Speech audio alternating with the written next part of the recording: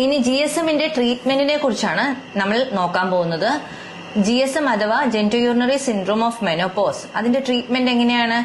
ആദ്യമായിട്ട് പേഷ്യന്റ് സിംറ്റംസിനെ കുറിച്ച് മനസ്സിലാക്കി അതിനെക്കുറിച്ച് ഡോക്ടറോട് സംസാരിക്കാൻ തയ്യാറാവണം.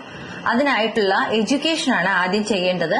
ഈ എന്തൊക്കെ ലക്ഷണങ്ങളാണ് മെനോപോസ് ആവുമ്പോൾ സ്ത്രീകൾക്ക് GSMന്റെ ഭാഗമായിട്ട് വരുന്നത് എന്നതിനെ കുറിച്ച് എഡ്യൂക്കേറ്റ് ചെയ്യാണ് വേണ്ടത്. അത് കഴിഞ്ഞാല് റെഗുലർ ആയിട്ടുള്ള physiotherapy, pelvic floor muscle exercises, pelvic floor ഫിസിയോതെറാപ്പിയെ കുറിച്ച് പറഞ്ഞു കൊടുക്കണം. ഇതിന്റെ കൂടെ തന്നെ റെഗുലർ സെക്ഷൽ ആക്ടിവിറ്റി വളരെ ഇമ്പോർട്ടന്റ് ആണ് GSMന്റെ മാനേജ്മെന്റിന് എന്നുള്ളത് പേഷ്യൻസിന് പറഞ്ഞ് മനസ്സിലാക്കി കൊടുക്കണം. വളരെ ആൾക്കാര് വിമുഖത കാണിക്കുന്ന ഒരു ഏരിയയാണ് ഇത്. അതുകൊണ്ട് തന്നെ പേഷ്യന്റ് എഡ്യൂക്കേഷൻ വളരെ ഇമ്പോർട്ടന്റ് ആണ്. ചില ആൾക്കാർക്ക് കോഗ്നിറ്റീവ് ബിഹേവിയറൽ തെറാപ്പിയും പ്രയോജനപ്പെടാറുണ്ട്.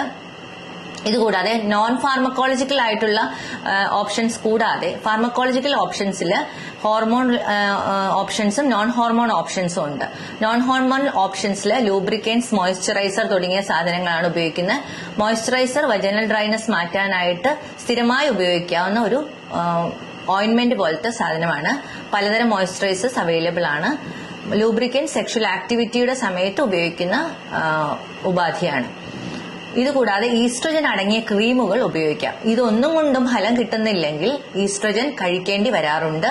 അതിന് സിലക്ടീവ് ഈസ്ട്രജൻ റിസപ്റ്റർ മോഡുലേറ്റർ എന്ന് പറയുന്ന ഗ്രൂപ്പിൽ പെടുന്ന ഈസ്ട്രജൻ ടാബ്ലറ്റ്സ് ആണ് നമ്മൾ കഴിക്കാനായിട്ട് പേഷ്യൻസിനോട് സജസ്റ്റ് ചെയ്യാറുള്ളത്. റെഗുലറായിട്ട് ഈസ്ട്രജൻ ഹോർമോൺസ് ഉപയോഗിച്ചിട്ട് വജനലി ഉപയോഗിച്ചിട്ട് ഫലം കാണാത്തവർ, അല്ലെങ്കിൽ വജനലി ഉപയോഗിക്കാൻ വിമുഖത കാണിക്കുന്നവർ, ഇങ്ങനെയുള്ളവർക്ക് ഈസ്ട്രജൻ അടങ്ങിയ ടാബ്ലറ്റുകൾ കൊടുക്കാവുന്നതാണ്. ചില ക്യാൻസറുകൾ ഉള്ളവർ ഇതിൽ കുറച്ചുകൂടി ശ്രദ്ധയോടുകൂടി വേണം ഈസ്ട്രജൻ അടങ്ങിയ ടാബ്ലറ്റുകൾ ഉപയോഗിക്കാൻ. ഡോക്ടറുടെ നിർദ്ദേശപ്രകാരം മാത്രമേ ഈസ്ട്രജൻ ടാബ്ലറ്റുകൾ ഉപയോഗിക്കാവുള്ളൂ.